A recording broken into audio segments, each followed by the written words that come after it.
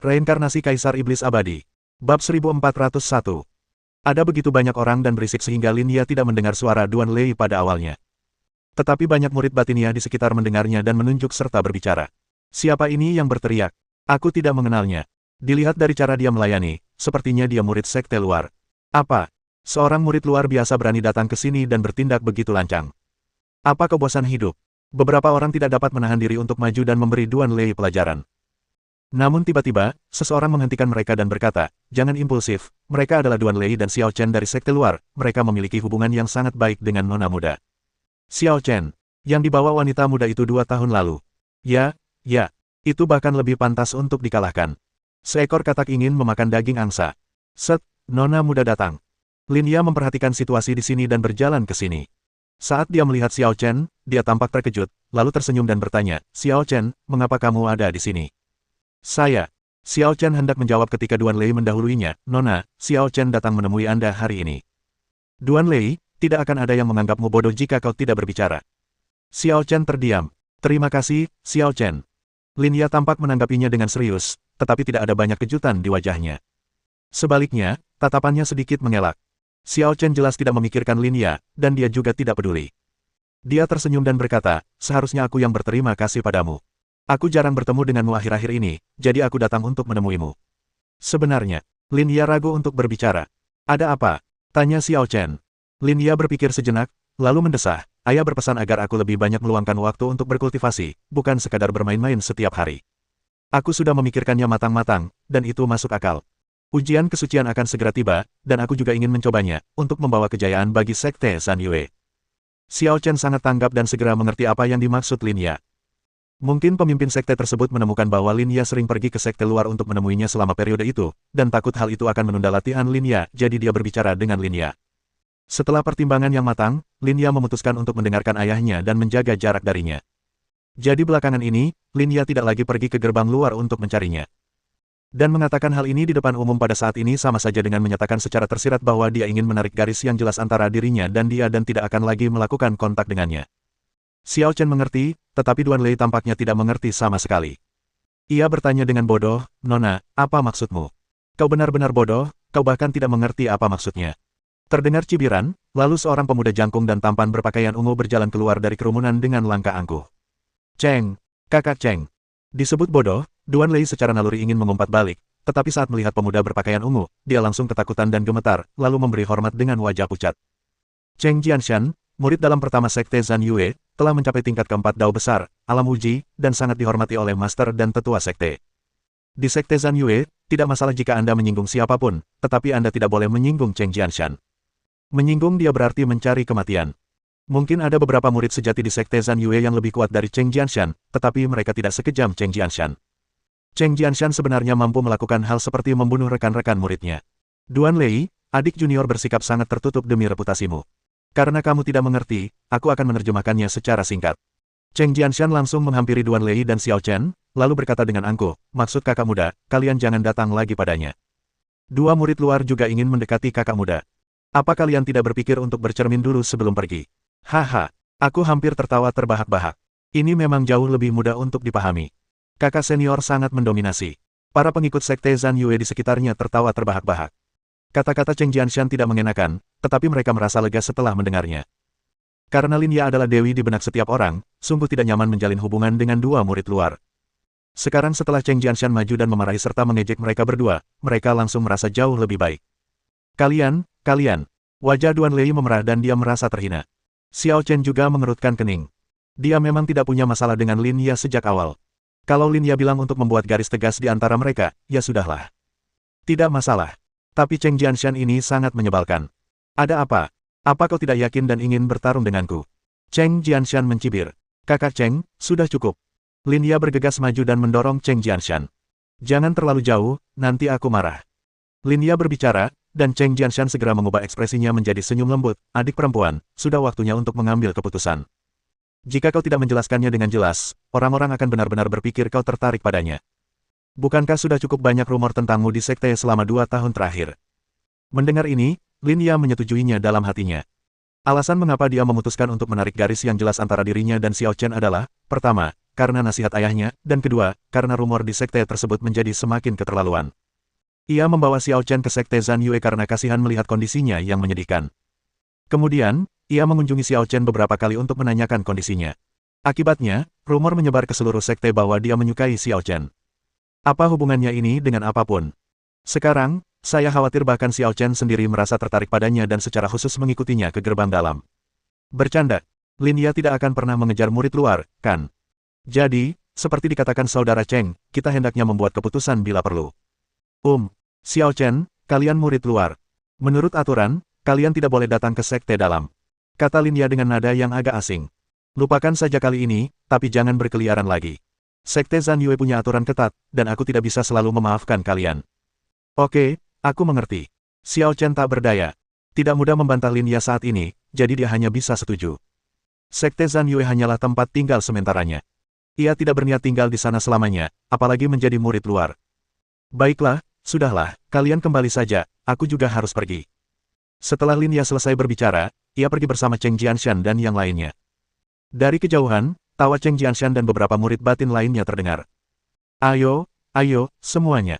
Murid-murid dalam di sekitar mereka pun berangsur-angsur bubar, namun sengaja atau tidak sengaja, mereka menoleh ke belakang untuk melihat Xiao Chen dan Duan Lei beberapa kali, dengan sorot mata yang penuh kesombongan dan ejekan. Awalnya saya benar-benar berpikir wanita muda itu akan menyukainya, tetapi ternyata itu hanya angan-angannya. Sekarang kami tidak perlu khawatir lagi, dan saya merasa jauh lebih baik. Sudah kubilang, meskipun nona muda itu punya selera yang buruk, dia tidak akan jatuh cinta pada murid luar, kan? Haha, dua kodok itu bahkan mengejar kita sampai ke gerbang dalam. Apa mereka pikir nona muda itu akan tergerak? Lucu sekali. Xiao Chen, maafkan aku. Duan Lei menundukkan kepalanya, merasa sangat bersalah. Dia sekarang menyadari bahwa kejadian hari ini sepenuhnya adalah kesalahannya sendiri, dan Xiao Chen sepenuhnya terseret ke dalamnya olehnya. Ini cuma masalah kecil. Lebih baik diperjelas. Rumor bisa menipu. Beberapa rumor dibuat-buat dan sangat buruk bagi siapapun. Xiao Chen tidak menyalahkan Duan Lei dan tidak merasakan apapun dalam hatinya.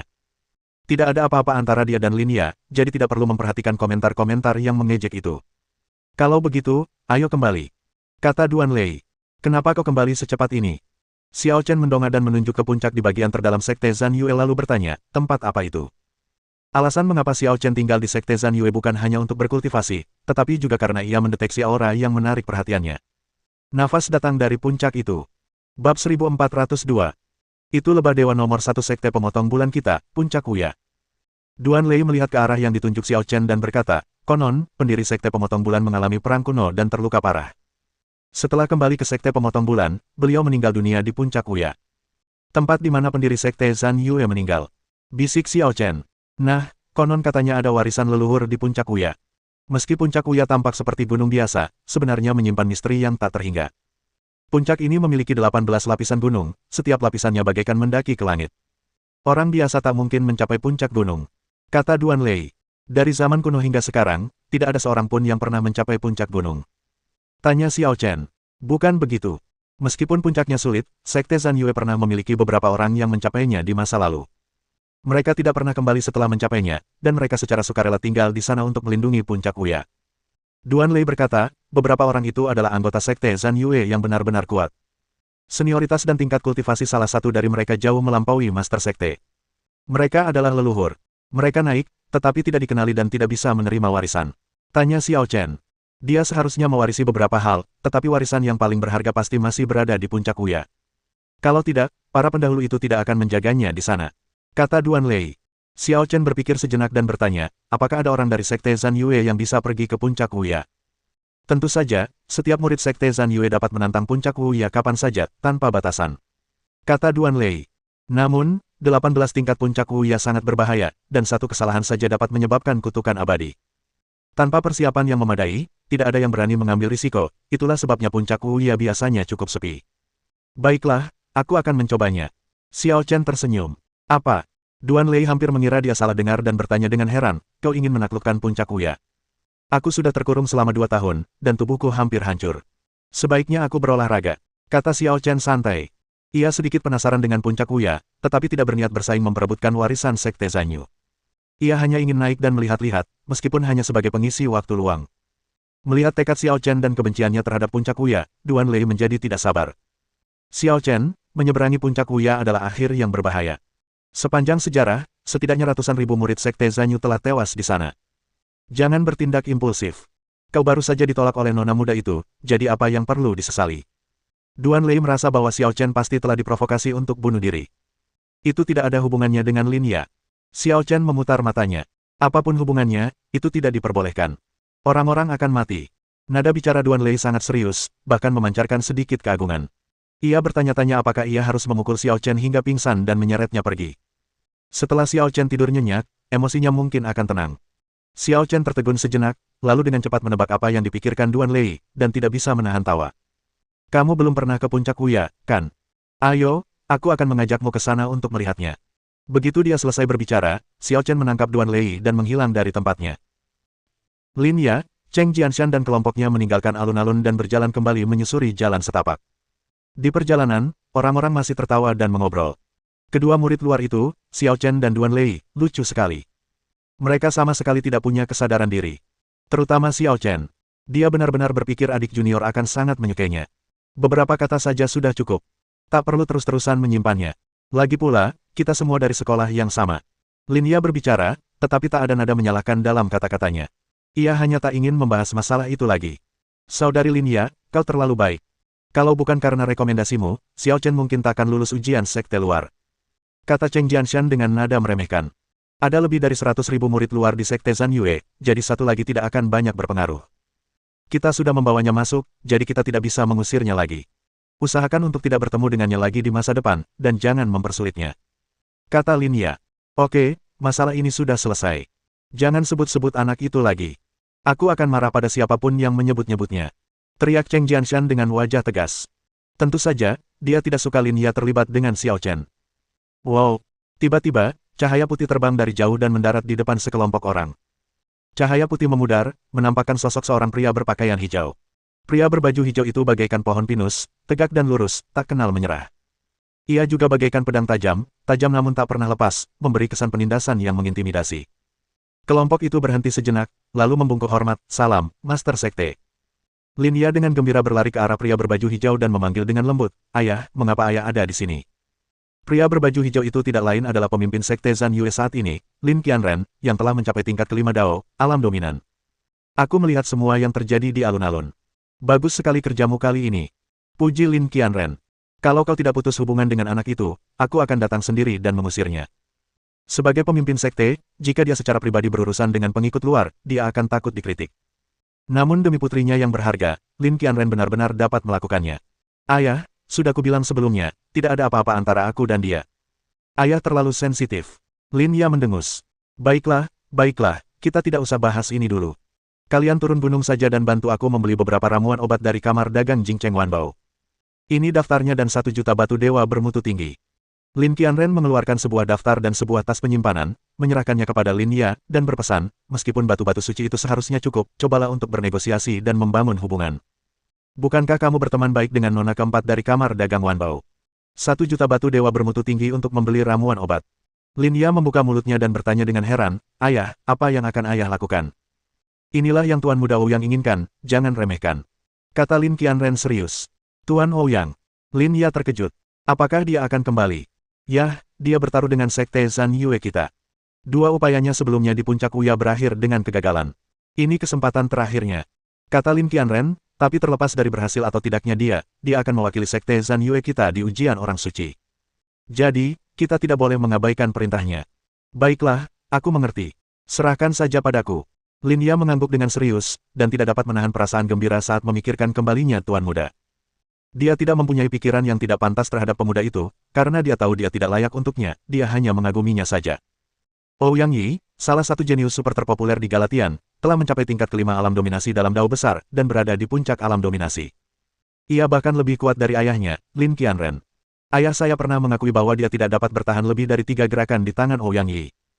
Anda harus tahu bahwa Ouyang Yi baru berusia sekitar 1000 tahun, yang mana tergolong sangat muda di antara generasi muda, dan ia memiliki potensi yang tidak terbatas.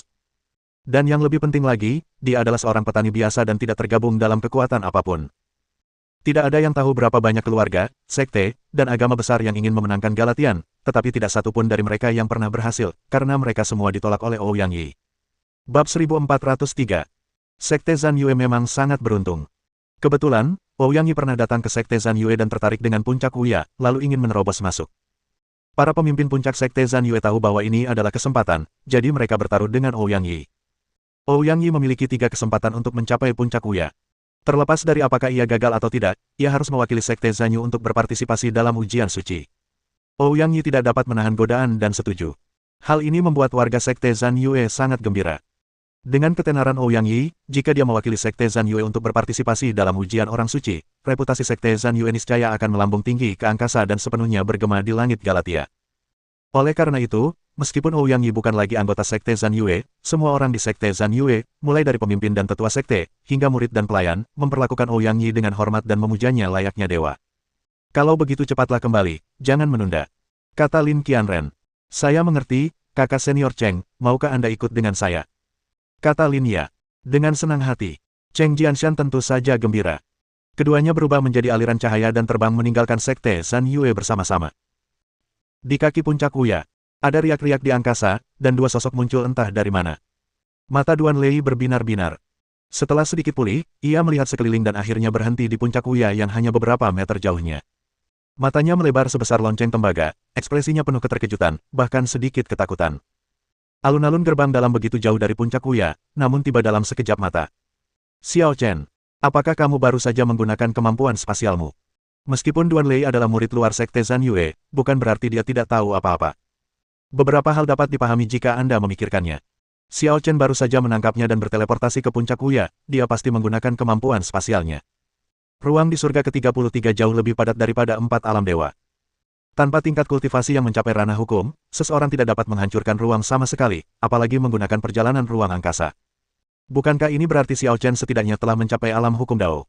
Ya Tuhan, di antara semua murid Sekte Zhan Yue, tidak lebih dari 10 orang yang telah mencapai tingkat ini. Nona Lin Ya hanya pada level ini. Xiao Chen tidak menjawab Duan Lei. Ia menatap puncak Wuya dan menepuk dada Duan Lei. Bagaimana kalau kita naik ke sana bersama? Tidak, tidak perlu. Aku baru di tingkat pertama Dao Agung. Bukankah akan sama saja dengan mencari kematian jika aku naik ke sana? Duan Lei tidak lagi berani bersikap santai di depan Xiao Chen dan tampak sangat menahan diri. Lupakan saja, aku akan pergi sendiri. Xiao Chen tidak memaksanya, dan melompat, mencoba terbang ke puncak Wuya. Namun pada saat ini, sebuah pemikiran ilahi yang hampir terwujud turun bagai air pasang. Xiao Chen tidak tertekan dan tidak jatuh, tetapi dia berhenti dan melayang di udara. Siapa yang datang? Suara sang guru kesadaran ilahi datang dari puncak Wuya, dengan tekanan tak terbatas. Untuk saat ini, aku harus dianggap sebagai murid luar Sekte Zhan Yue. Jawab Xiao Chen acuh tak acuh. Murid luar. Sang guru kesadaran ilahi tercengang. Bukankah mereka mengatakan bahwa murid luar juga bisa memasuki puncak Wuya? Kata Xiao Chen. Memang tidak ada aturan yang mengatakan murid luar tidak boleh memasuki puncak Wuya, tapi secara historis, murid luar yang mencoba memasuki puncak akan mati. Kau yakin ingin pergi? Tanya sang guru kesadaran ilahi dengan nada dingin. Sekalipun murid dalam yang luar biasa dan murid sejati tidak dapat melewati puncak Wuya, mereka masih memiliki peluang tertentu untuk bertahan hidup. Tidak ada murid luar yang pernah selamat dari ujian tersebut, tingkat kematiannya 100%. Tentu, pasti, dan pasti. Kata Xiao Chen, senior, jika tidak ada yang keberatan, aku akan mulai. Hidupmu adalah milikmu sendiri, terserah padamu. Melihat Xiao Chen keras kepala dan tak mau mengalah, penguasa kesadaran ilahi itu menarik kesadaran ilahinya, dan nadanya terdengar sangat tidak senang. Melihat sang penguasa kesadaran ilahi tak lagi berusaha menghentikannya, Xiao Chen tak lagi ragu. Ia melangkah ke udara dan melompat setinggi 1000 kaki. Dalam sekejap, saya telah mendaki gunung pertama dan tidak ada tekanan lagi. Di kaki puncak Wuya, Duan Lei berkeringat dingin. Meskipun dia tahu bahwa Xiao Chen bukan orang biasa, dia tetap tidak menyangka bahwa Xiao Chen bisa mencapai puncak. Ada 18 tingkat di puncak Wuya, dan setiap tingkat adalah langkah menuju langit. Bahkan Ouyang Yi, seorang jenius super di ranah penguasaan Dao, gagal melewati tingkat tersebut 2 kali. Mungkinkah Xiao Chen lebih kuat dari Ouyang Yi? Tetapi ketika dia mendongak lagi setelah kekhawatiran dan keraguan ini, dia terkejut mendapati bahwa Xiao Chen telah menembus level ke-6 dan mencapai level ke-7. Bagaimana mungkin? Baru beberapa tarikan napas. Dan dia sudah mencapai level ke-7. Mata Duan Lei terbelalak. Tak ada kata yang bisa menggambarkan keterkejutannya. Xiao Chen terus menembus level-level tersebut. Dengan setiap lompatan, ia hampir mencapai level yang lebih tinggi. Tidak ada rintangan atau kesulitan di antaranya. Tampaknya hanya lompatan tinggi biasa. Dia bahkan merasa tidak apa-apa jika berhubungan seks dengannya. Tetapi apakah puncak Wuya benar-benar sesederhana itu? Mengapa ini terjadi? Duan Lei terdiam dan hanya merasa aneh dan janggal. Dia belum pernah melihat orang lain mendaki puncak Wuya, tetapi dia pernah mendengarnya. Ada bahaya besar di setiap tingkat puncak Wuya. Beberapa level pertama adalah level gravitasi, yang relatif sederhana. Gravitasi meningkat 10 kali lipat, 100 kali lipat, dan 1000 kali lipat secara berurutan. Jika Anda tidak tahan, Anda akan jatuh. Tingkat ke-6 akan tiba-tiba memancarkan energi pedang pembunuh, yang dapat langsung membunuh orang-orang di tingkat kedua dao besar, dan juga dapat melukai orang-orang kuat di tingkat ketiga dao besar. Beberapa murid sejati Sekte Zhan Yue telah terluka di tingkat ini. Konon, di tingkat ke-10, akan muncul ilusi paksa yang sangat menakutkan. Bahkan yang terkuat di tingkat keempat dao besar pun bisa mengalami gangguan mental. Sedangkan untuk tingkatan selanjutnya, bahkan lebih keterlaluan lagi, bahkan yang terkuat di alam kelima dao besar pun akan tumbang. Namun perilaku Xiao Chen hanya dapat digambarkan sebagai tidak normal. Ia bergegas naik tanpa memicu penglihatan aneh atau formasi pembunuh. Seolah-olah aturan puncak Wuya telah membuka pintu belakang untuknya dan mengabaikan keberadaannya. Tidak ada kendala, hanya masalah memanjat, siapapun bisa melakukannya. Jadi tak lama kemudian, Xiao Chen melewati 18 level, mencapai puncak, dan kemudian menghilang. Dia masuk. Duan Lei merasa seperti sedang bermimpi. Xiao Chen memasuki puncak Wuya Peak dan pergi ke tempat di mana pendiri Sekte Zhan Yu meninggal dunia. Dalam miliaran tahun sejarah Sekte Zhan Yue, hanya segelintir orang yang mampu melakukan ini. Rasanya sudah lebih dari 1 juta tahun berlalu sejak terakhir kali. Di puncak-puncak Wuya terdapat sebuah gua yang menyimpan dunia lain.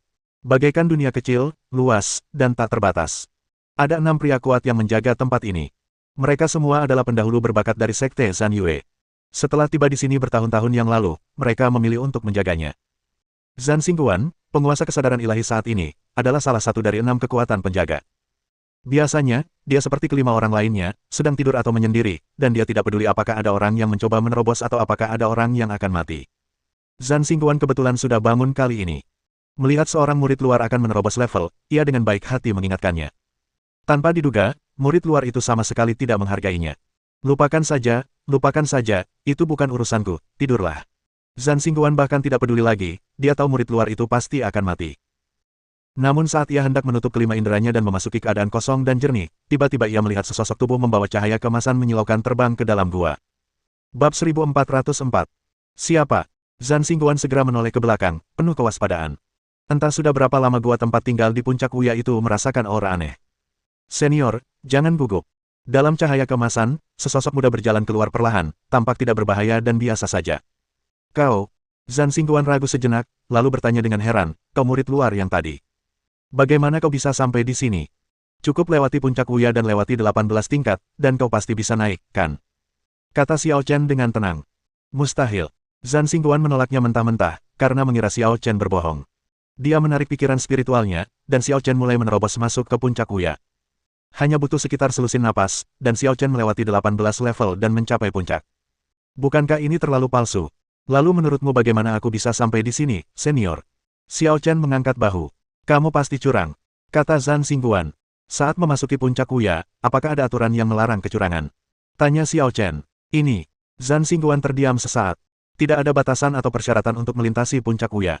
Bahkan jika Xiao Chen menggunakan senjata ajaib yang menentang langit, itu tetap dihitung. Tidak ada yang namanya curang atau tidak curang.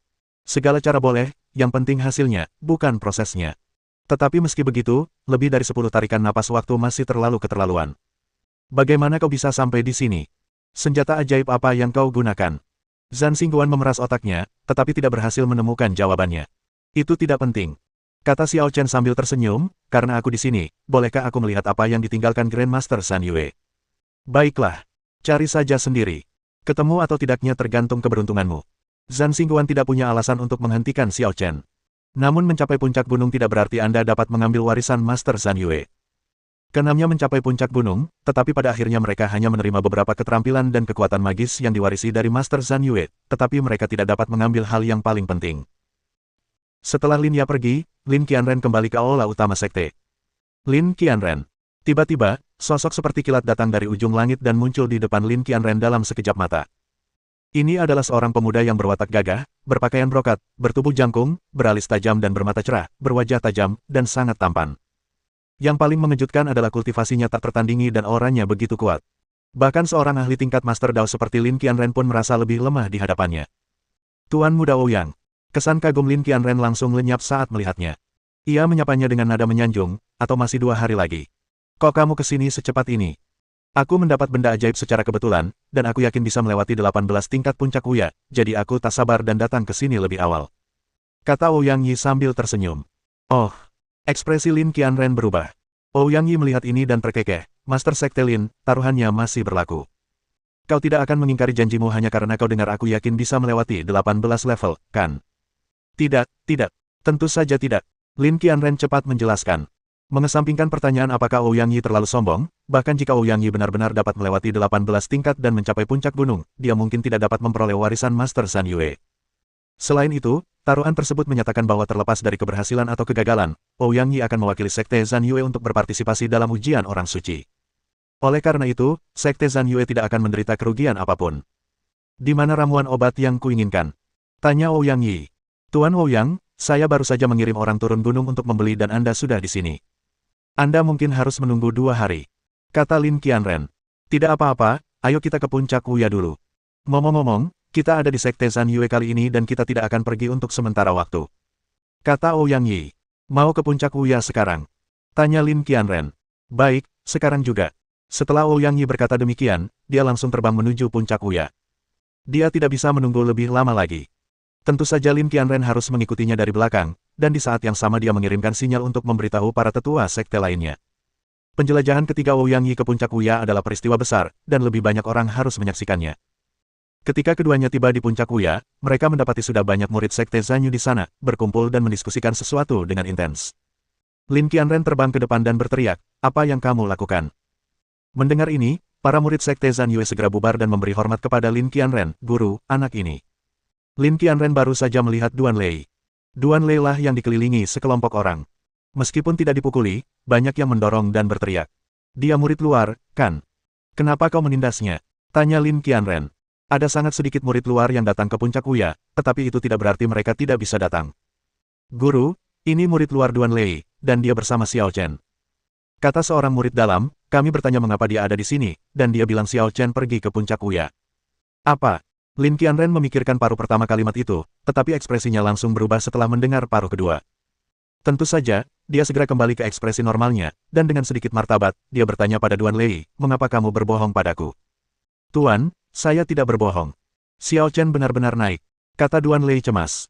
Duan Lei, beraninya kau bicara omong kosong di depan Master Sekte. Kata murid dalam itu dengan marah. Bagaimana mungkin Xiao Chen, murid luar, bisa naik ke puncak Wuya? Faktanya, dia naik ke sana. Anda, baiklah. Ouyang Yi tiba-tiba menyela mereka, menatap langsung ke arah Duan Lei dan bertanya, apakah kalian yakin melihatnya naik ke sana dengan mata kepala kalian sendiri? Tentu, kata Duan Lei. Berapa lama waktu yang dibutuhkan? Tanya Ouyang Yi. Mungkin, selusin napas. Kata Duan Lei ragu-ragu. Ouyang Yi. Duan Lei, diam. Kata Lin Qianren muram sambil melambaikan tangannya ke arah murid-murid dalam, bawa dia pergi dan buat dia sadar. Ya, Master Sekte. Beberapa murid batin melangkah maju dan menarik Duan Lei menjauh. Duan Lei tahu tidak seorang pun akan mempercayainya, jadi dia tidak membantah lagi. Tuan Ouyang, dia mungkin tidak normal secara mental. Maaf telah mempermalukan Anda. Kata Lin Qianren sambil tersenyum meminta maaf. Oke, enggak apa-apa. Semuanya, minggir. Aku mau mulai nih. Pikiran Ouyang Yi saat itu sepenuhnya tertuju pada puncak Wuya. Setelah menarik napas dalam-dalam, ia melompat dan langsung menuju ke tingkat pertama puncak Wuya. Tuan Ouyang akan menantang level ini lagi. Apakah ini yang ketiga kalinya?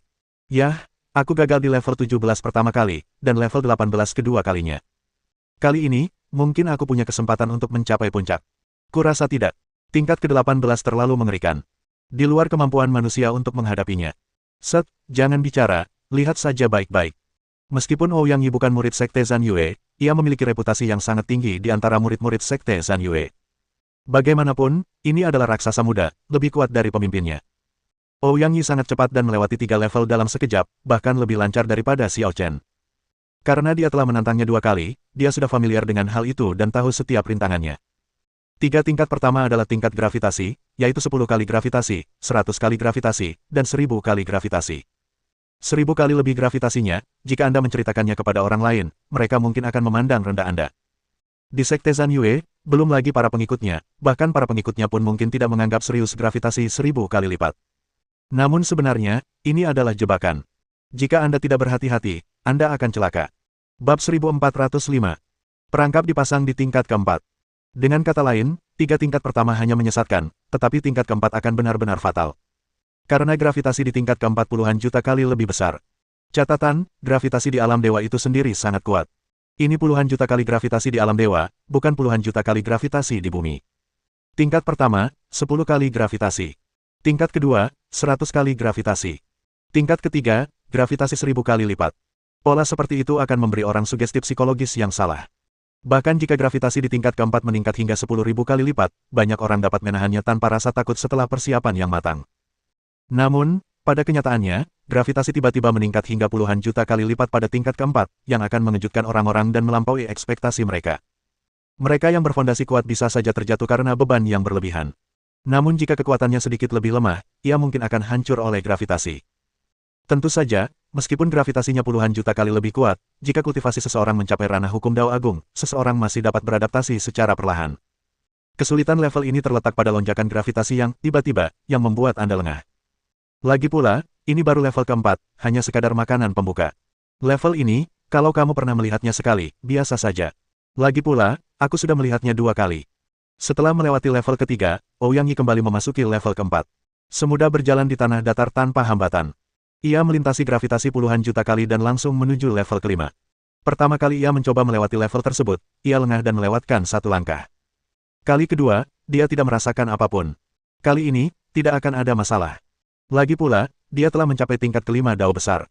Sangat cepat, layak menjadi Tuan Ouyang. Di kaki puncak Wuya, semakin banyak orang berkumpul, semuanya berseru kagum atas penampilan menakjubkan Ouyang Yi. 2 murid dalam yang mengawal Duan Lei juga berhenti tidak jauh, tidak ingin melewatkan pertunjukan bagus ini. Beberapa level pertama bahkan lebih cepat dari Xiao Chen. Duan Lei juga mengagumi Ouyang Yi. Tetapi dia tahu bahwa hasil akhir Ouyang Yi pasti tidak akan sebaik Xiao Chen. Tingkat 6. Mendesis. Tiba-tiba, cahaya pedang yang menggetarkan bagaikan guntur, setebal 1000 kaki, menebas Ouyang Yi. Tingkat ini memiliki jumlah korban paling tinggi.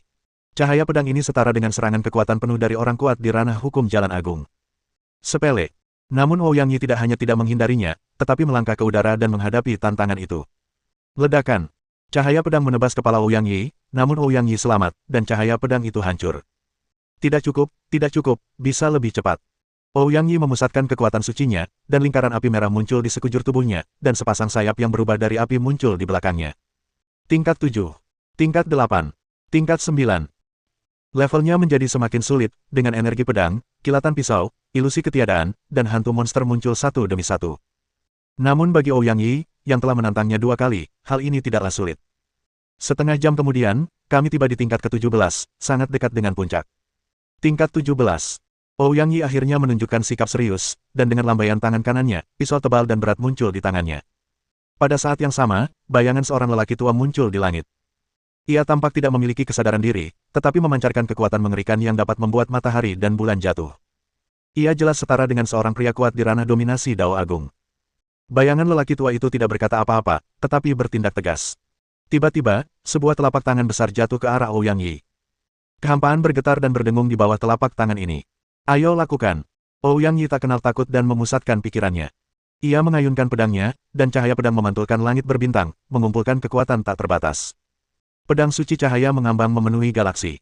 Pedang yang mengandung kekuatan dan keyakinan absolut, melawan kehendak surga. Wow, ledakan. Cahaya pedang langsung menembus jejak tangan besar itu dan langsung menembus bayangan lelaki tua itu. Level 17, rusak. Dia benar-benar mengalahkan leluhur Dao Yun hanya dengan 1 serangan pedang. Lin Qianren sangat terkejut. Sebagai pemimpin sekte Zhan Yue, dia telah menyaksikan tingkat ke-17 berkali-kali. Bayangan lelaki tua itu berubah dari sajak Dao leluhur, yang setara dengan orang kuat di ranah dominasi Dao Agung, dan dia berada di puncak ranah dominasi, jauh lebih kuat darinya. Pertama kali Ouyang Yi mencoba melewati level tersebut, ia kalah di level ke-17. Ia tidak mampu mengalahkan bayangan leluhur. Kedua kalinya, Ouyang Yi menggunakan 10 gerakan untuk mengalahkan bayangan leluhur. Dan ketiga kalinya, Ouyang Yi hanya menggunakan 1 pisau. Kekuatan seorang jenius tidak terletak pada kekuatannya saat ini, tetapi pada potensi dan kecepatan peningkatannya. Kemajuan Ouyang Yi sungguh menakjubkan. Dia akan segera memasuki alam ke-6 Dao Agung dan terdaftar dalam daftar orang suci cadangan. Dia bahkan mungkin menjadi jenius tingkat naga sejati. Sekte Zhan Yue semakin kuat kali ini. Lin Qianren menjadi bersemangat. Semakin kuat Ouyang Yi, semakin menguntungkan bagi Sekte Zhan Yue, dan tentu saja semakin bahagia dia. Pada saat ini, banyak tetua Sekte Zhan Yue bergegas datang. Sepertinya kita terlambat. Apa kamu sudah melewati level 17? Guru, mengapa Anda tidak memberitahu kami lebih awal? Lin Qianren berkata tanpa daya, Tuan Muda Ouyang datang ke sini tiba-tiba, dan langsung pergi ke puncak Uya, bagaimana dia bisa punya waktu? Tampaknya Tuan Ouyang bertekad mencapai puncak kali ini. Bagaimana bisa sesederhana itu? Tingkat ke-18 adalah yang paling sulit. Mustahil untuk melewatinya kecuali kau sudah mencapai tingkat ke-6 Dao Agung. Bukan tidak mungkin. Tuan Ouyang bilang dia punya benda ajaib yang mungkin berguna untuk level ke-18. Panggilan. Setelah menembus level ke-17, Ouyang Yi tidak berhenti dan memasuki level ke-18 lagi. Puncaknya sudah dekat. Selama Anda melewati level terakhir ini, Anda dapat mewujudkan keinginan Anda. Gemuruh. Langit tertutup bayangan, dan bintang gelap besar perlahan jatuh, menghalangi jalan Ouyang Yi. Jika Ouyang Yi ingin mencapai puncak, ia harus berhadapan dengan bintang gelap ini. Tampaknya tidak ada kesulitan. Itu hanya sebuah bintang, ia dapat dihancurkan dengan satu pisau. Tetapi Ouyang Yi mencobanya dan menemukan bahwa ini bukanlah bintang biasa.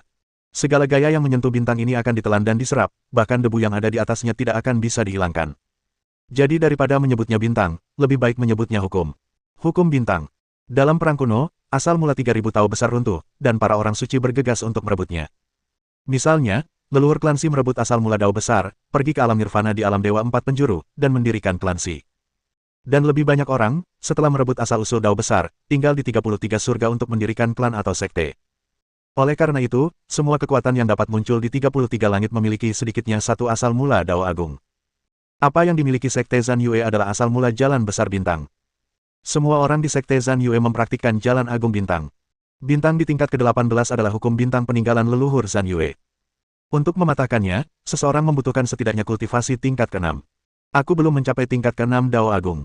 Sangat sulit untuk melewati tingkat ini sendirian, tapi... Ouyang Yi tersenyum dan melambaikan tangannya untuk mengeluarkan lingkaran cahaya.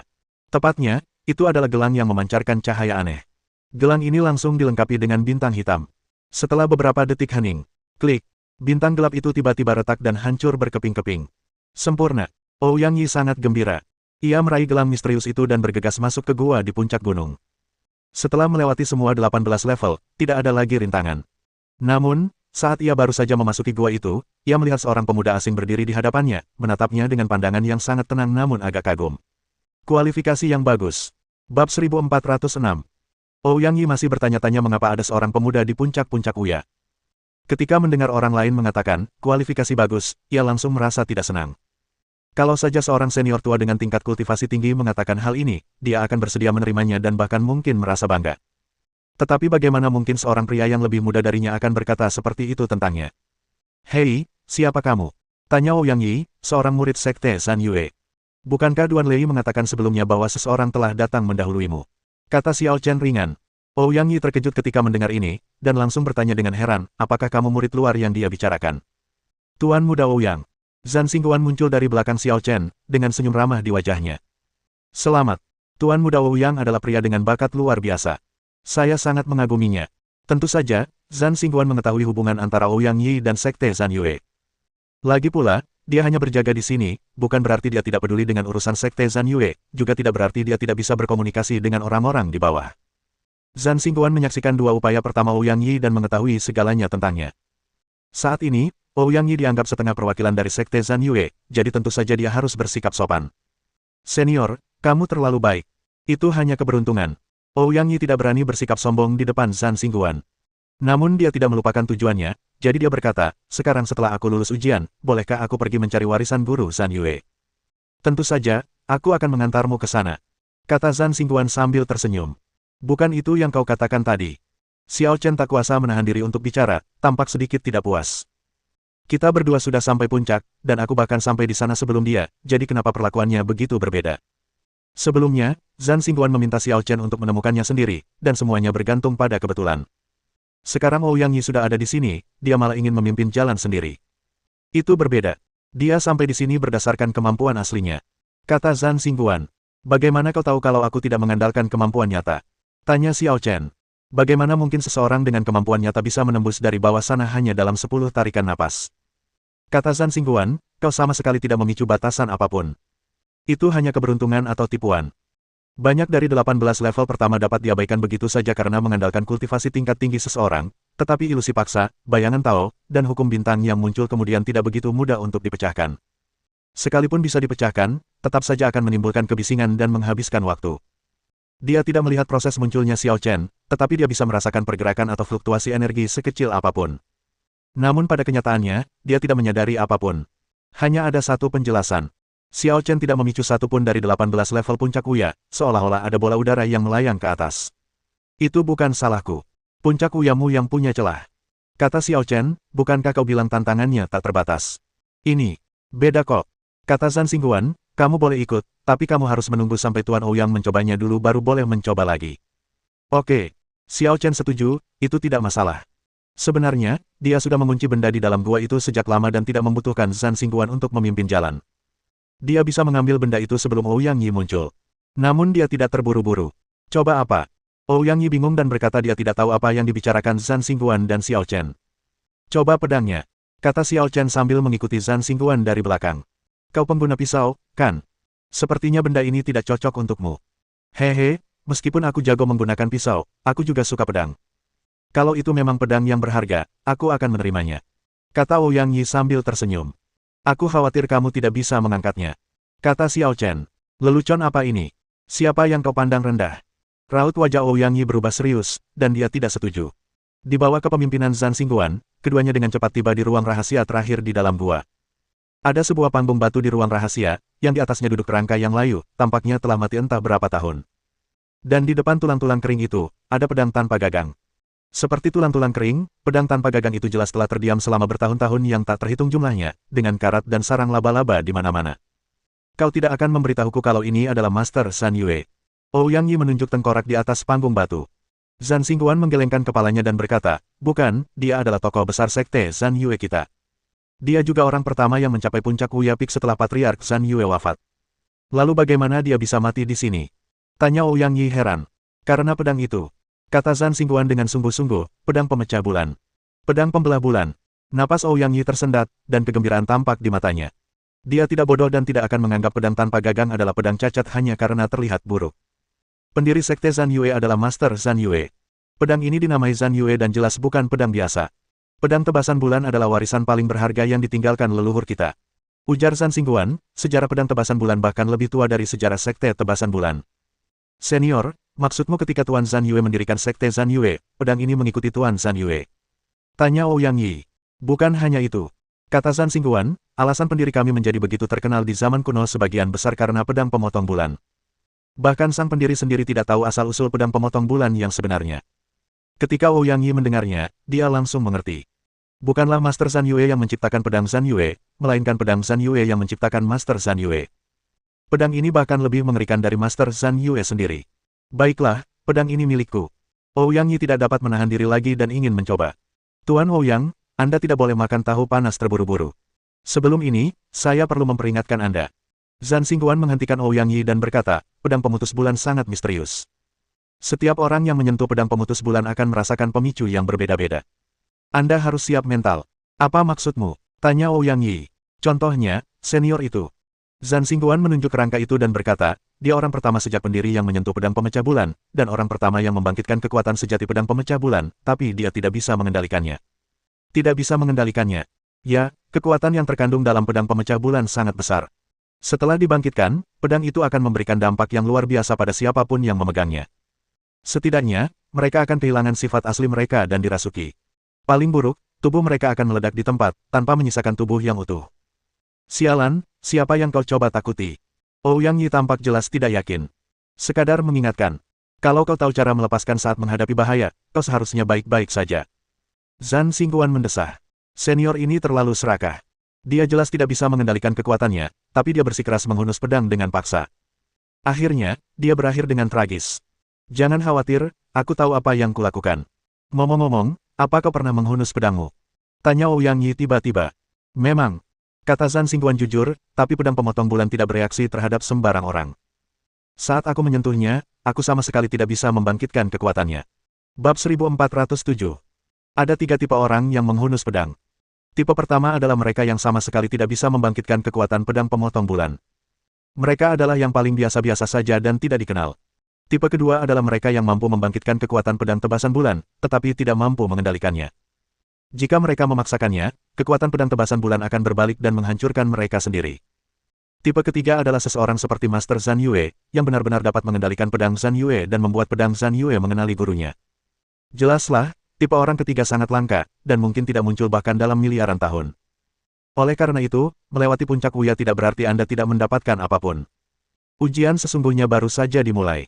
Tuan Ouyang, ingatlah untuk tidak memaksakan diri. Jika Anda merasa ada yang tidak beres, segera lepaskan. Zhan Xingguan berulang kali mengingatkannya. Aku tahu, berhentilah mengomel. Ouyang Yi melambaikan tangannya dengan tidak sabar, lalu melompat dan naik ke atas panggung. Dia menarik napas dalam-dalam, mengulurkan tangan dan menggenggam ujung atas pedang pemotong bulan, lalu menariknya ke atas sekuat tenaga. Dentang. Disertai bunyi pedang yang tajam, pedang pemotong bulan pun mudah ditarik keluar dan dipegang erat dalam tangan Ouyang Yi. Itu saja. Ouyang Yi merasa dirinya ditipu. Itu seperti berusaha mendorong gunung dengan sekuat tenaga, tetapi akhirnya malah mendorong kapas. Menariknya keluar. Zhan Xingguan juga bingung. Terlalu mudah bagi Ouyang Yi untuk menghunus pedangnya. Mungkinkah lebih mudah lagi? Pedang ini tidak cocok untukmu. Letakkan. Xiao Chen tiba-tiba melangkah maju dan berkata kepada Ouyang Yi, lepaskan sekarang. Masih ada waktu. Ouyang Yi sedikit terkejut, lalu ia mengayunkan pedang pemutus bulan dengan angkuh dan berkata sambil tersenyum, sahabatku, meskipun kau juga telah mencapai puncak gunung, pedang pemutus bulan sudah ada di tanganku. Lebih baik kau menyerah saja. Aku melakukan ini demi kebaikanmu sendiri. Kalau kau tidak mendengarkan orang lain, hati-hati, atau kau akan menjadi budak pedang. Kata Xiao Chen dengan tenang. Hehehe. Terima kasih banyak atas kebaikanmu. Ouyang Yi tertawa sinis, jelas tidak menanggapi peringatan Xiao Chen dengan serius, dan memainkan pedang pembunuh bulan di tangannya. Rasanya biasa saja. Benarkah ini pedang suci yang membuat Master Zhan Yue terkenal? Ouyang Yi tampak sedikit kecewa. Setelah membolak-baliknya berulang kali, ia tidak menemukan sesuatu yang istimewa pada pedang pemotong bulan itu. Karatnya masih ada, dan tampilannya sungguh jelek. Namun, seolah-olah dipermalukan secara verbal oleh Ouyang Yi, pedang pembunuh bulan tiba-tiba bergetar sedikit. Segera setelah itu, arus listrik mengalir di sepanjang pedang dan kemudian merayap ke tubuh Ouyang Yi. Mendesis. Ouyang Yi tersengat listrik, dan darah di tubuhnya tiba-tiba mendidih hebat dan mengalir tak terkendali ke pedang pembunuh bulan. Tidak, buang pedang itu. Teriak Zhan Xingguan cepat-cepat. Ouyang Yi masih memiliki sedikit rasionalitas dan hendak segera mengusir Jian. Namun, pada saat ini, puluhan udara hitam muncul dari atas pedang pemotong bulan, mengembun menjadi benang-benang, dan benang-benang itu berubah menjadi rantai, melilit erat seluruh lengan Ouyang Yi. Pedang pemotong bulan terhubung ke lengan dan tidak dapat dipisahkan kecuali lengannya dipotong. Bagaimana ini bisa terjadi? Zhan Xingguan membuka matanya lebar-lebar, merasa luar biasa. Dia belum pernah melihat situasi seperti itu sebelumnya. Tetapi karena tahu bahwa masalahnya mendesak, Zhan Xingguan terbang ke depan dan memancarkan beberapa sinar cahaya dari ujung jarinya, bermaksud untuk menyegel titik akupuntur Ouyang Yi dan menaklukkan Ouyang Yi terlebih dahulu. Namun, saya melihat ledakan. Kekuatan luar biasa meledak dari Ouyang Yi, dan begitu Zhan Xingguan mendekat, dia terhempas. Apa yang telah terjadi? Di dalam gua, 5 aura yang lebih kuat dari Zhan Xingguan terbangun satu demi satu. Ketika mereka menyadari situasi di sini, mereka semua menunjukkan ekspresi terkejut. Cepat, cepat hentikan dia. Zhan Xingguan mengirim pesan kepada kelima orang itu tanpa mempedulikan luka-lukanya. Semuanya, bergabunglah. Bintang dan bulan tanpa jejak. Galaksi itu luas. Pedang penghancur bintang. Xingyu Jitian. Laut bintang sedang tenggelam. Kelimanya adalah senior dari Sekte Zhan Yue, yang mempraktikkan jalan agung bintang dan sekarang mempraktikkan hukum bintang bersama-sama. Walaupun jalannya sama hebatnya, tetapi karena pemahaman pribadi yang berbeda-beda, maka jurus, bentuk, kekuatan, dan misterinya pun akan berbeda-beda. 5 hukum bintang bersatu, dan kekuatan ekstremnya cukup untuk menghancurkan langit. Tetapi mereka tidak ingin menghancurkan dunia, jadi mereka memadatkan kekuatan mereka ke satu titik dan terbang menuju Ouyang Yi. Pada saat ini, kesadaran dan rasionalitas Ouyang Yi telah sepenuhnya ditelan, dan ia dikendalikan oleh sifat jahat pedang pemotong bulan dan menjadi budak pedang. Merasakan bahaya, dia memanfaatkan situasi dan mengayunkan pedangnya, menghadapi 5 orang kuat itu secara langsung. Mendesis. Efek pedang pemotong bulan sangat istimewa. Dengan satu tebasan, pedang itu merobek ruang, dan cahaya pedang hitam langsung melahap kelima hukum bintang. Apa? Kelima orang kuat itu semuanya terkejut dan tak percaya. Pada saat ini, Ouyang Yi mengangkat tinggi pedang pemotong bulan di tangannya, dengan cahaya hitam bersinar dari ujung pedang, dan energi hitam dengan cepat meluas dan tumbuh. Kemudian, energi hitam terbagi menjadi 5 bentuk berbeda dan hukum berbeda. Bagaimana ini bisa terjadi? Beberapa orang marah. Karena ini adalah kekuatan hukum yang ditunjukkan oleh mereka berlima, tetapi diserap oleh Ouyang Yi dengan pedang pemotong bulan, dan diwarnai hitam dan digunakan sebagai triknya sendiri. Ouyang Yi kehilangan akal sehatnya dan terdiam. Ia mengayunkan pedang pemotong bulan di tangannya, dan 5 hukum hitam kembali ke jalur semula dan menyerbu ke arah 5 orang kuat itu. Melihat hal ini, kelima orang kuat itu masing-masing mengembangkan Star Avenue dalam upaya untuk mengimbangi hukum hitam. Karena itulah kekuatan yang mereka kerahkan, mereka yakin dapat menghalanginya. Akan tetapi, hanya dengan sentuhan sedikit saja, orang dapat mengetahui bahwa itu bukan sekedar pantulan cermin biasa, kekuatannya hampir beberapa kali lebih kuat. Ledakan, ledakan, ledakan, ledakan, ledakan, ledakan. Dengan 5 ledakan besar, 5 orang terkuat dikalahkan bersama-sama, jatuh ke tanah dengan menyedihkan dan muntah darah. Bagaimana bisa begitu kuat? Zhan Xingguan hampir putus asa. Dia tidak pernah menyangka semuanya akan menjadi seperti ini. Ouyang Yi tampaknya telah membangkitkan kekuatan pedang pemotong bulan yang lebih dalam. Tidak seorang pun pernah melihat kekuatan seperti itu. Keenamnya semuanya berada di tingkat keenam dao besar, namun bahkan ketika mereka menggabungkan kekuatan, mereka masih rentan. Sudah aku bilang dia tidak bisa menggunakan pedang ini, tapi kau masih saja memaksanya mencoba dulu. Apa kau tidak mau cari masalah? Tiba-tiba terdengar suara yang tidak menyenangkan. Zhan Xingguan melirik ke samping dan melihat Xiao Chen masih berdiri di tengah lapangan, dengan sikap santai seolah-olah dia tidak ikut campur dalam masalah itu. Tampaknya semuanya tidak ada hubungannya dengan dia. Kenapa kamu masih berdiri di sana? Kenapa kamu tidak lari? Teriak Zhan Xingguan. Apa gunanya mengkhawatirkan hal-hal ini saat ini? Siapa sangka fisik Ouyang Yi akan begitu berbenturan dengan pedang pemotong bulan? Hal aneh seperti ini belum pernah terjadi sebelumnya. Sudah terlambat untuk lari sekarang. Xiao Chen melirik Zhan Xingguan dan menggelengkan kepalanya tanpa daya. Benar saja, Ouyang Yi mengangkat pedang pemotong bulan lagi, dan energi hitam meluas di ujung pedang. Itu masih gerakan yang sama seperti sebelumnya. Namun kali ini tidak ada pembagian 1:5. Karena targetnya kali ini hanya Xiao Chen. Mendesis. Pedang pemotong bulan menebas dengan sekuat tenaga, dan cahaya pedang hitam, yang membawa energi pemakan jiwa, menyerang Xiao Chen. Dalam sekejap, itu sudah dalam jangkauan. Namun menghadapi pedang ini, Xiao Chen tetap tenang dan menunjuk ke udara di depannya dengan santai. Menabrak. Kehampaan itu terpelintir, membentuk pusaran besar. Cahaya dan energi pedang hitam bertabrakan dengan pusaran, seolah-olah ditransmisikan ke dimensi lain, dan lenyap sepenuhnya dalam sekejap mata, tanpa jejak tersisa. Bab 1408. Bagaimana itu mungkin? Di dalam gua, 6 suara terkejut terdengar pada saat yang sama, seolah-olah mereka telah menyaksikan pemandangan paling luar biasa dalam hidup mereka.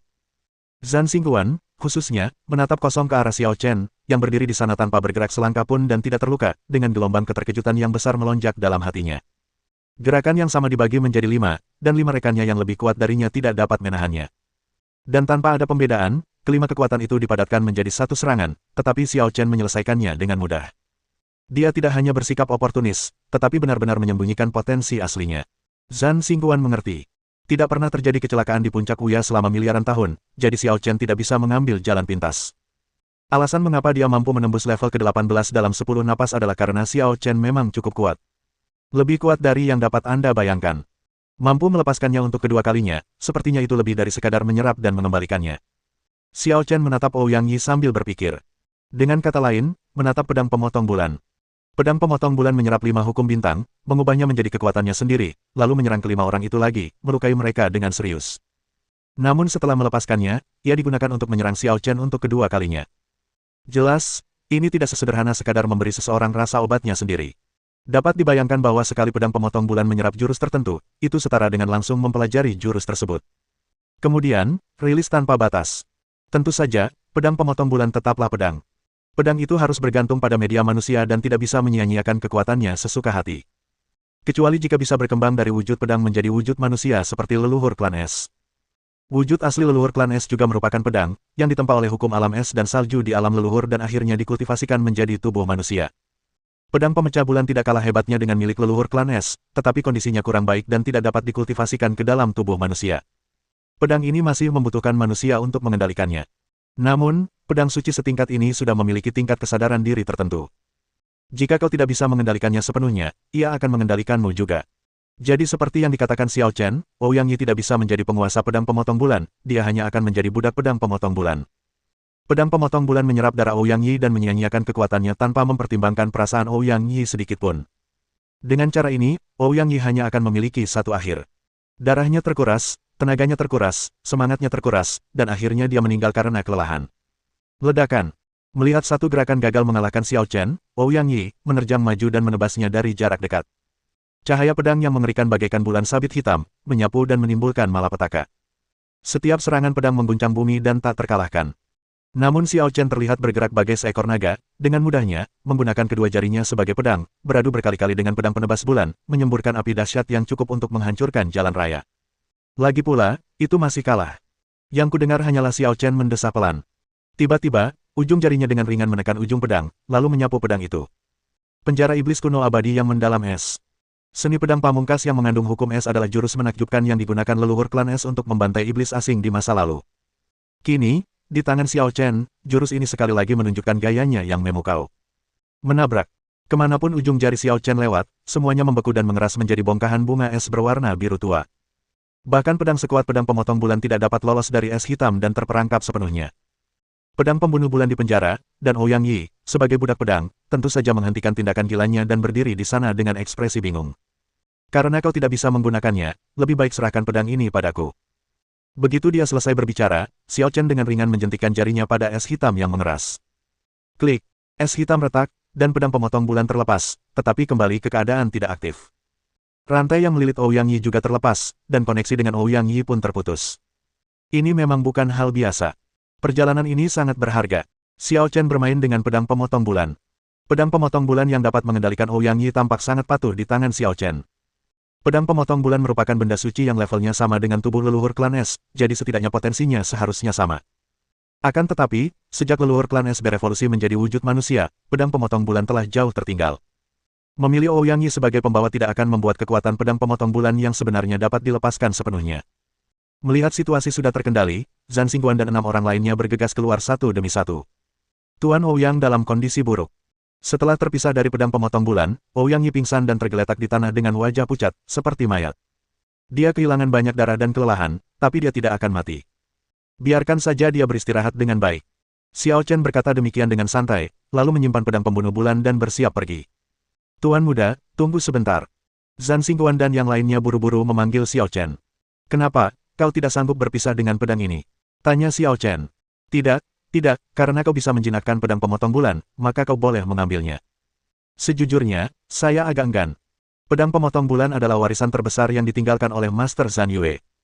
Kini setelah pedang itu hampir jatuh ke tangan orang luar, mau tak mau ia akan merasa kehilangan keseimbangan. Tetapi setelah menyaksikan kekuatan Xiao Chen yang mengerikan, tidak seorang pun berani menolak. Katakan padaku, ada apa? Xiao Chen melihat bahwa Zhan Xingguan dan yang lainnya memiliki beberapa permintaan. Mereka tidak berani meminta kembali pedang pembunuh bulan, jadi mereka hanya bisa berusaha sekuat tenaga untuk memperoleh manfaat sebesar-besarnya. Karena Anda telah mendapat manfaat dari orang lain, tidak salah untuk membantu mereka. Tentu saja, Xiao Chen pasti tidak akan menyetujui apapun yang terlalu sulit atau terlalu merepotkan. Baiklah. Bolehkah aku bertanya kamu berasal dari keluarga apa? Zhan Xingguan bertanya dengan hati-hati. Bukankah sudah kukatakan sebelumnya bahwa aku adalah murid luar sekte Zhan Yue? Kata Xiao Chen. Apa, murid-murid luar? Kelima orang lainnya terkejut. Mereka sebelumnya menyendiri dan tidak tahu apa yang terjadi di dunia luar. Zhan Xingguan mendengar ini dan berkata sambil tersenyum canggung, Tuan, sebaiknya kita berhenti bercanda. Jika sekte Zhan Yue memiliki orang kuat seperti Xiao Chen, mereka pasti sudah mendominasi Jialantian sejak lama. Mengapa mereka rela membiarkannya menjadi murid luar? Kalau ini tidak dihitung, ya sudah. Aku hanya awan yang berkeliaran dan burung bangau liar. Anggap saja aku hanya seorang kultivator biasa. Kata Xiao Chen. Seorang kultivator biasa. Zhan Xingguan dan yang lainnya saling berpandangan, masih penuh kecurigaan. Setelah berpikir sejenak, Zhan Xingguan mencoba bertanya lagi, kalau begitu, apakah kamu siap untuk berpartisipasi dalam ujian suci? Ujian orang suci? Tanya Xiao Chen, apakah ini tentang persaingan untuk mendapatkan gelar orang suci? Tidak, hanya mereka yang lulus ujian suci yang berhak merebut tahta suci. Zhan Xingguan menjelaskan sambil merasa bingung. Bahkan meskipun dia benar-benar seorang kultivator biasa, dia seharusnya tidak tahu tentang ujian orang suci, kan? Mungkinkah dia seorang kultivator biasa yang telah menyendiri selama bertahun-tahun dan baru saja keluar? Ada proses ini. Tanya Xiao Chen, ujian orang suci dan perjuangan kesucian, apakah ada yang mengendalikannya? Sebenarnya, ini bukan kontrol, ini hanya menjaga ketertiban. Kata Zhan Xingguan, kalau tidak, kalau semua kekuatan bergabung dalam kekacauan, itu akan mengerikan. Siapa yang akan menjaga ketertiban? Tentu saja aliansi Dao Surgawi. Kata Zhan Xingguan, 18 surga bawah akan dibagi menjadi 6 area uji coba, dengan 3 surga bawah di setiap kelompok. Setiap area akan menghasilkan maksimal 3 pemenang, dan baru setelah itu mereka berhak pergi ke surga tengah, mendengarkan ajaran para suci, dan menjalani pemandian suci. Bab 1409. Begitu rumit. Xiao Chen bingung. Zhan Xingguan berkata, aliansi Dao Surgawi telah menetapkan banyak aturan untuk menjaga ketertiban dan memudahkan manajemen. Jika Anda benar-benar seorang kultivator biasa, Anda tidak dapat berpartisipasi dalam pertempuran untuk mencapai kesucian. Anda harus dicalonkan oleh berbagai sekte dan kekuatan, lalu lulus ujian untuk mendapatkan tempat terakhir.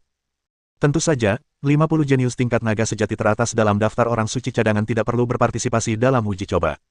Mereka bisa langsung mendapatkan tempat. Zhan Xingguan menambahkan. Daftar putra mahkota. Xiao Chen mengangkat alisnya. Yah, Sein kasus, seperti namanya, adalah seorang jenius dengan potensi untuk menembus alam Sein, seorang Sein tingkat tinggi yang masih tersisa. Zhan Xingguan menjelaskan. Daftar ini membutuhkan seorang jenius setidaknya di tahap ke-6 Dao Agung untuk memenuhi syarat. Bahkan Tuan Muda Ouyang pun tidak memenuhi syarat dan tidak memenuhi syarat. Para jenius yang tercantum dalam daftar Pangeran Suci sangat langka di surga bawah, hampir mustahil ditemukan. Ouyang Yi berada di puncak alam kelima Dao besar, dan hanya setengah langkah lagi dari alam ke-6. Oleh karena itu, ia juga sangat kuat di antara para dewa. Baiklah, aku kurang lebih mengerti. Xiao Chen mengangguk, berpikir sejenak, lalu berkata, kalau begitu aku akan tinggal di Sekte Zhan Yue untuk saat ini. Kau bisa membantuku mendaftar untuk ujian, atas nama Sekte Zhan Yue-mu. Meskipun Zhan Xingguan belum mengajukan permintaan, jelas apa yang dipikirkannya. Kultivator independen tidak dapat berpartisipasi dalam pertarungan demi kesucian dan harus berafiliasi dengan suatu kekuatan, jadi tidak masalah untuk berafiliasi dengan Sekte Zhan Yue. Ah, ya, kami akan segera mengurusnya untukmu. Zhan Xingguan hampir melompat kegirangan. Awalnya, ia ingin Xiao Chen, seperti Ouyang Yi, berafiliasi dengan Sekte Zhan Yue. Namun, ia tidak yakin dengan temperamen Xiao Chen, jadi ia berhati-hati, mencoba mengukur sikapnya secara tidak langsung. Lagi pula, meskipun seseorang tidak bisa memenangkan hati seorang guru seperti Xiao Chen, dia tidak boleh menyinggung perasaannya, jika tidak maka akan menjadi bencana bagi Sekte Zhan Yue. Dia tidak pernah menyangka Xiao Chen setuju bahkan sebelum dia mengatakannya. Ini adalah kesempatan sekali seumur hidup bagi Sekte Zhan Yue. Apa yang terjadi di sana? Sepertinya ada yang berkelahi. Ada 6 senior dari Sekte Tebasan Bulan di sana. Mungkinkah mereka sedang bertarung dengan Tuan Muda Ouyang? Tidak mungkin, itu tidak masuk akal. Di kaki puncak Wuya, para pengikut Sekte Zanyu memperhatikan pertempuran di puncak-puncak dan mulai membicarakannya. Bahkan pemimpin Sekte Lin Qianren dan beberapa tetua mengerutkan kening dan khawatir. Puncak Wuya diselimuti oleh sajak Dao leluhur, yang setara dengan batasan yang sangat besar. Pertarungan biasa tidak dapat disiarkan keluar sama sekali. Tetapi saat ini, mereka semua jelas merasakan fluktuasi energi yang kuat, seolah-olah sedang terjadi pertarungan, dan mereka tidak tahu apa yang sedang terjadi. Lihat, ada seseorang yang terbang ke bawah. Pada saat ini, beberapa sosok terbang keluar dari puncak Wuya satu demi satu dan mendarat dengan mantap di tanah. Salah satu dari mereka menggendong Ouyang Yi yang pingsan di punggungnya. Ini, senior. Lin Qianren dan beberapa tetua terkejut saat melihat ini, dan bergegas pergi menyambutnya dengan penuh hormat. Mengapa kalian semua datang ke sini? Dari ke-6 orang senior di puncak Wuya, yang terpendek telah tinggal di sana selama jutaan tahun tanpa pernah pergi. Hari ini, 6 orang benar-benar datang bersama-sama, sungguh aneh. Pedang pemotong bulan telah mengenali tuannya. Percuma saja kita terus menjaganya. Mari kita lebih fokus pada pengembangan sekte ini di masa depan. Kata Zhan Xingguan. Pedang pemotong bulan mengenali tuannya. Lin Qianren terkejut ketika mendengar ini dan tanpa sadar teringat pada Ouyang Yi. Namun Ouyang Yi jatuh koma dan digendong oleh seseorang. Pada saat ini, sosok lain terbang turun dari puncak Wuya. Xiao Chen. Duan Lei, yang ditahan di luar, berteriak kaget. Melihat ini, Xiao Chen mengangkat tangannya dengan ringan dan angin kencang bertiup melewatinya. Peng! Dua murid dalam yang menyandera Duan Lei terlempar beberapa kaki jauhnya. Duan Lei melepaskan diri dan bergegas menghampiri Xiao Chen. Berani. Lin Qianren dan beberapa tetua jelas tidak menyadari apa yang sedang terjadi. Ketika mereka melihat Xiao Chen bertindak, mereka langsung marah. Lin Qianren, apa yang kau lakukan? Zhan Xingguan dan 6 orang lainnya berdiri di depan Xiao Chen dan berteriak, kau tidak menghormati Tuan Xiao. Apa kau sudah bosan hidup? Ah, senior, dia. Lin Qianren sedikit bingung. Apa yang sedang terjadi? Mengapa para tetua tertinggi melindungi Xiao Chen? Tidak, mengapa Xiao Chen ada di puncak Wuya? Mungkinkah apa yang dikatakan Duan Lei tadi benar? Sial, anak itu tidak benar-benar menyembunyikan potensi aslinya, kan? Set, pelankan suaramu, apa kau ingin mati? Para pengikut Sekte Zhan Yue terdiam, merasa gelisah ketika mereka memikirkan bagaimana mereka mengkritik Xiao Chen di masa lalu. Lin Qianren juga bereaksi cepat. Karena Xiao Chen mampu mencapai puncak Wuya, dia jelas bukan hanya sekedar murid luar. Mungkinkah pedang pemotong bulan tidak mengakui Ouyang Yi sebagai tuannya, tetapi mengakui Xiao Chen sebagai tuannya? Ini mengerikan. Kalian harus menyelamatkannya dulu. Kalau terlambat sedikit lagi, dia pasti sudah mati. Xiao Chen menunjuk Ouyang Yi dan berkata kepada Zhan Xingguan, aku juga akan tinggal di Sekte Zhan Yue untuk sementara. Tolong siapkan halaman yang lebih luas untukku. Lingkungannya pasti tidak terlalu buruk. Mendengar ini, Zhan Xingguan langsung berkata, Tuan Xiao, silakan pilih apapun yang Anda suka. Pilih salah satu. Yakin. Xiao Chen ingin memilih, tentu saja dia akan memilih yang terbaik, tetapi umumnya halaman terbaiklah yang dihuni. Tentu. Asal kamu suka, tempat manapun boleh. Zhan Xingguan meyakinkan. Kalau begitu, ayo kita ke sana. Xiao Chen menunjuk ke arah timur. Ia sudah lama menyadari bahwa energi spiritual di sana sangat kaya. Seharusnya itu tempat terbaik di Sekte Zhan Yue. Itu. Lin Qianren tertegun dan ingin membantah, tetapi dia sedikit ragu dan akhirnya tidak mengatakannya. Zhan Xingguan tersenyum alami dan berkata, tidak masalah, saya akan segera mengirim seseorang untuk menyelesaikannya. Setelah halaman dirapikan, Xiao Chen pindah dan bersiap untuk mengasingkan diri selama beberapa hari. Lin Qianren, Zhan Xingguan dan lainnya mulai membantu Ouyang Yi menyembuhkan luka-lukanya. Meskipun mereka sekarang menaruh harapan lebih besar pada Xiao Chen, Ouyang Yi masih menjadi dermawan bagi Sekte Zhan Yue. Bukankah lebih baik jika Xiao Chen dan Ouyang Yi bisa berpartisipasi dalam persidangan bersama atas nama Sekte Zhan Yue? Senior, apakah Xiao Chen benar-benar mendapatkan pengakuan pedang pemecah bulan? Lin Qianren masih belum bisa menerima hasil ini. Mendengar ini, Zhan Xingguan bertanya dengan serius, Lin Qianren, Tuan Muda Xiao Chen bilang dia murid luar. Ada apa? Dia dibawa kembali oleh Xiaoya 2 tahun lalu, dan itu bukan ujian masuk biasa. Jawab Lin Qianren jujur. Oh, putrimu. Tanya Zhan Xingguan, jelas terkejut. Kalau begitu, dia pasti punya hubungan yang sangat baik dengan Tuan Muda Xiao Chen. Ini, seharusnya, baik-baik saja, kata Lin Qianren terputus-putus. Baiklah, biarkan putrimu berinteraksi lebih banyak dengan Tuan Muda Xiao Chen. Jika dia bisa memenangkan hatinya, itu pasti akan menjadi berkah bagi Sekte Zhan Yue kita. Beberapa orang lain datang, jelas sangat tertarik dengan topik ini. Senior, seharusnya tidak seserius itu, kan? Sekalipun pedang pemotong bulan mengakuinya sebagai gurunya, dia tetaplah seorang junior. Kalian boleh menunjukkan niat baik, tapi bersikap rendah hati, bukankah itu terlalu berlebihan? Lin Qianren ragu-ragu. Kau tahu apa-apa? Zhan Xingguan dan yang lainnya mengumpat mendengar ini. Bahkan dengan Ouyang Yi yang memegang pedang pemotong bulan dan dalam keadaan marahnya, dia tetaplah bukan tandingannya. Kau mengerti maksudku? Ouyang Yi memegang pedang pembunuh bulan. Lin Qianren tercengang. Memang, pedang pemecah bulan tidak mengakui Tuan Muda Xiao Chen sebagai tuannya. Pedang itu hanya ditekan oleh kekuatan dahsyat Tuan Muda Xiao Chen. Bab 1410. 3 hari kemudian, Lin Ya dan Cheng Jianshan kembali.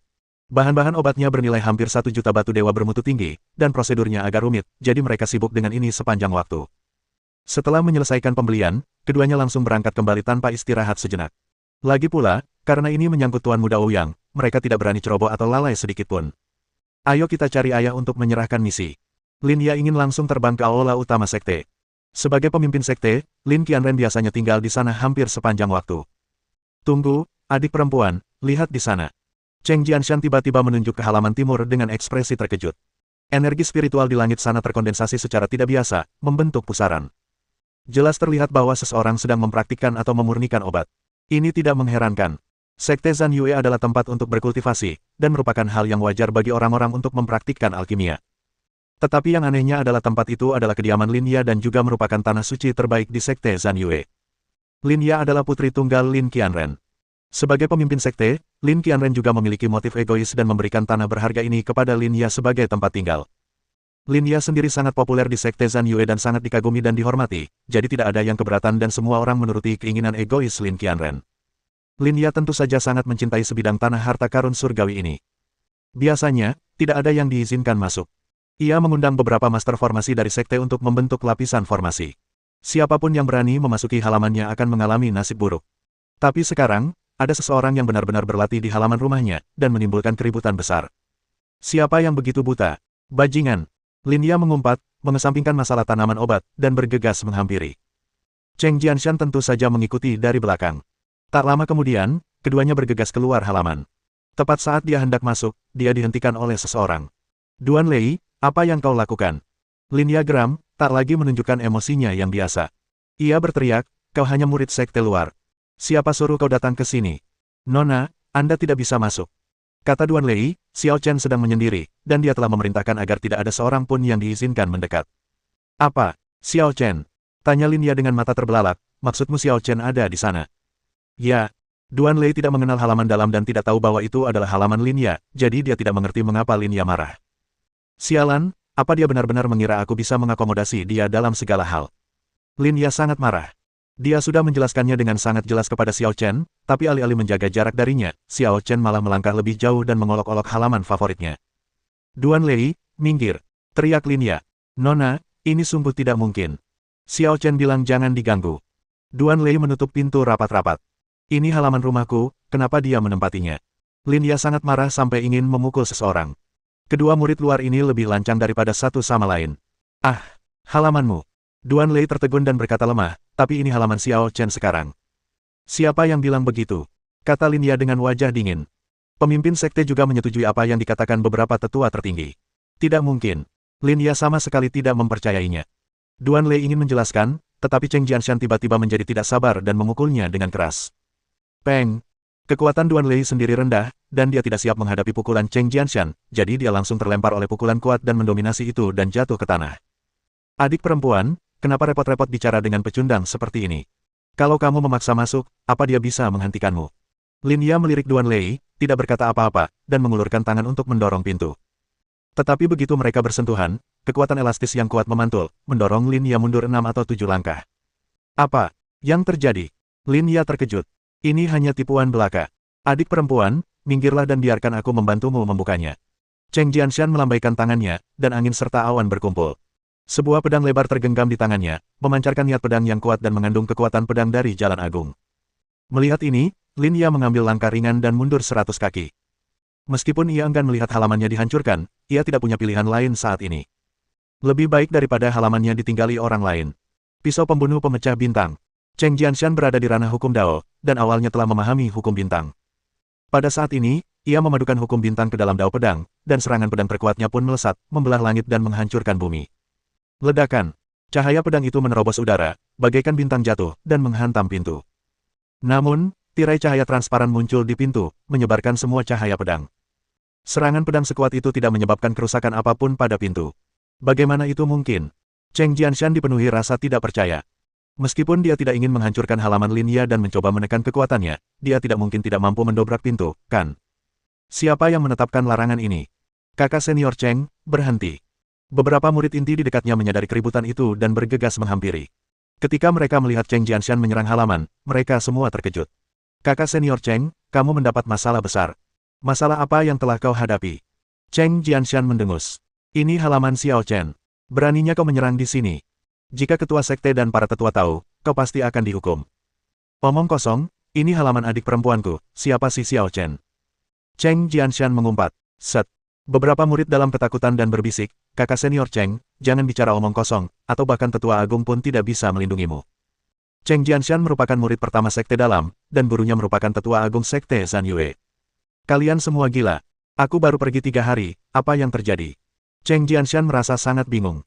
Sesuatu yang sangat besar telah terjadi, dan itu tak bisa dijelaskan dengan kata-kata. Singkatnya, Xiao Chen sangat menakutkan. Jangan memprovokasi dia, dan cepat pergi dari sini. Beberapa murid inti ingin menarik Cheng Jianshan pergi. Namun pada saat itu, pintu gerbang halaman terbuka perlahan dan sesosok tubuh keluar. Sangat bersemangat. Xiao Chen melirik semua orang dengan ekspresi acuh tak acuh. Xiao Chen. Duan Lei memegangi dadanya dan berlari ke arah Xiao Chen, sambil terbatuk-batuk setiap kali melangkah. Siapa yang menyakitimu? Tanya Xiao Chen. Ya. Duan Lei tanpa sadar menatap Cheng Jianshan dan berkata, aku tidak sengaja jatuh, tidak apa-apa. Tidak perlu menempatkan dirimu dalam posisi sesulit ini. Kata Xiao Chen tanpa daya, menatap sekelompok murid inti. Siapapun pelakunya, lebih baik akui saja. Aku tidak akan melibatkan siapapun. Xiao Chen tidak sengaja melepaskan kekuatan kursifnya, tetapi sekilas saja memberikan rasa dingin yang kuat pada orang-orang, yang membuat para pengikut batin itu merasa takut. Kakak senior Cheng telah mengalahkannya. Seorang murid sekte dalam melangkah maju dan melapor. Ada yang salah denganmu. Cheng Jianshan sangat marah. Beraninya bajingan ini mengkhianatinya. Meski berani mempertanggungjawabkan perbuatannya, ia tetap saja marah besar saat dilaporkan oleh bawahannya. Nanti aku selesaikan masalah ini denganmu. Setelah memelototi murid sekte dalam itu, Cheng Jianshan berjalan menghampiri Xiao Chen dengan percaya diri, memang aku yang memukulmu. Jadi, kau mau melawan. Mendengar ini, Xiao Chen tanpa membuang kata-kata dan menamparkan wajahnya. Bang!